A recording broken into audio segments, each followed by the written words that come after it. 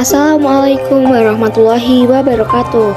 Perkenalkan, nama saya Izas Ibtisama dengan NIM 430400024. Di sini saya akan membahas mengenai komunikasi dalam keluarga. Baik, yang pertama adalah komunikasi dalam keluarga. Jadi, ketika sebuah keluarga berbentuk, maka komunikasi baru pun akan ikut terbentuk karena hubungan darah pun akan ikut terbentuk. Adapun di dalam komunikasi keluarga ini akan dilakukan oleh seorang suami, istri, dan anak sebagai penghuninya. Mereka saling berhubungan karena saling berinteraksi di antara mereka melahirkan dinamika kelompok karena berbagai kepentingan yang terkadang bisa memicu konflik dalam keluarga. Baik, yang selanjutnya adalah aneka komunikasi dalam keluarga. Yang pertama itu ada komunikasi verbal. Komunikasi verbal adalah suatu kegiatan komunikasi antara individu atau kelompok yang menggunakan bahasa sebagai alat penghubung efektif tindakan suatu kegiatan. Suatu kegiatan komunikasi bergantung dari ketepatan kata-kata atau kalimat dalam menggunakan sesuatu. Yang kedua itu ada komunikasi nonverbal. Komunikasi yang berlangsung dalam keluarga tidak hanya dalam bentuk verbal, tetapi juga dalam bentuk nonverbal. Walaupun begitu, komunikasi nonverbal suatu ketika bisa berfungsi sebagai penguat komunikasi verbal. Fungsi komunikasi verbal sangat terasa jika komunikasi yang dilakukan secara verbal tidak mampu mengungkapkan sesuatu secara jelas. Adapun yang ketiga adalah komunikasi individual. Komunikasi individual atau komunikasi interpersonal adalah komunikasi yang sering terjadi dalam keluarga.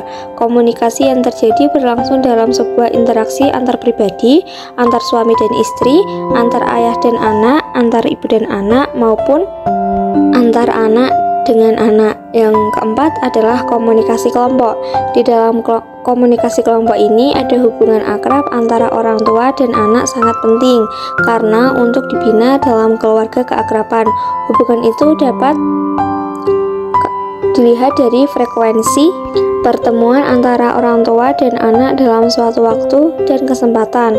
Sudah waktunya orang tua meluangkan waktu dan kesempatan untuk duduk bersama dengan anak-anak, berbicara, berdialog dalam suasana bersantai.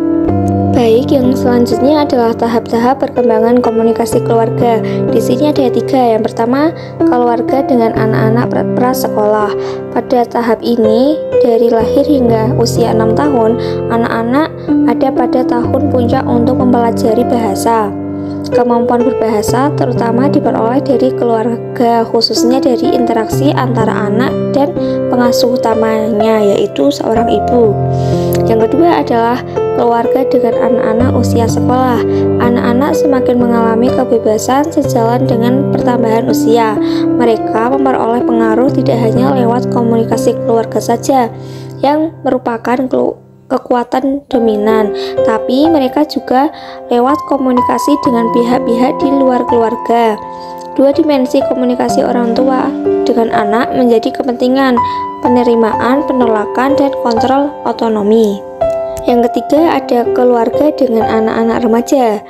Di dalam tahap ini cenderung ditandai dengan bertambahnya konflik sehubungan dengan bertambahnya kebebasan anak-anak. Masalah-masalah otonomi dan kontrol menjadi sangat tajam pada tahun-tahun ini. Anak-anak remaja mulai mengalihkan komunikasi dari komunikasi keluarga kepada komunikasi dengan teman-teman sebayanya karena perubahan-perubahan fisiologis dan psikologis yang dialami remaja. Topik-topik tertentu menjadi perhatian mereka. Adapun yang selanjutnya adalah etika komunikasi keluarga. Dalam konteks komunikasi di masyarakat, ada 2 kata yang dirasa perlu dibicarakan di sini, yaitu pertama adalah etika dan yang kedua adalah etiket. Etika adalah suatu kata benda, bahasa Inggrisnya adalah ethics yang berarti etika atau tata susila. Sementara itu, etiket adalah suatu kata yang berasal dari bahasa Prancis, ecu, yang secara harfiah berarti peringatan, secara maknawi berarti persyaratan konvensional mengenai perilaku, tata cara dalam masyarakat beradab, pemelihara hubungan baik antara sesama manusianya. Ketika dikaitkan dengan komunikasi, maka etika ibu menjadi dasar pijakan dalam berkomunikasi antara individu atau kelompok.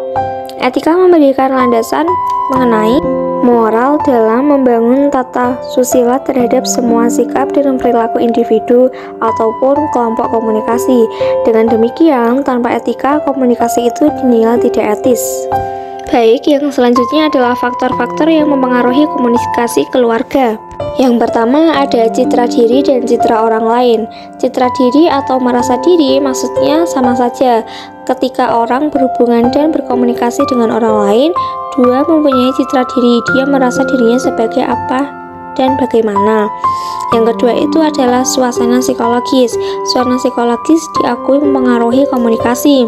Komunikasi sulit berlangsung bila seorang dalam keadaan sedih, bingung, marah, merasa kecewa, merasa iri hati, diliputi prasangka, dan suasana psikologis lainnya. Baik, kita lanjut yang nomor 3, yaitu lingkungan fisik. Komunikasi dapat berlangsung di mana saja dan kapan saja, dengan gaya dan cara yang berbeda. Komunikasi yang berlangsung dalam keluarga berbeda dengan yang terjadi di sekolah, karena memang kedua lingkungan ini berbeda. Suasana di rumah bersifat informal, sedangkan suasana di sekolah bersifat formal. Dan yang terakhir adalah kepemimpinan. Dalam keluarga, seorang pemimpin mempunyai peran yang sangat penting dan strategis. Bahasa dalam komunikasi verbal, orang tua atau anak pasti menggunakan bahasa sebagai alat untuk mengekspresikan sesuatu. Pada suatu kesempatan, bahasa yang dipergunakan oleh orang tua kepada anaknya dapat mewakili suatu objek yang dibicarakan secara tepat. Baik teman-teman, sekian dari saya, semoga bermanfaat. Wassalamualaikum warahmatullahi wabarakatuh. Terima kasih.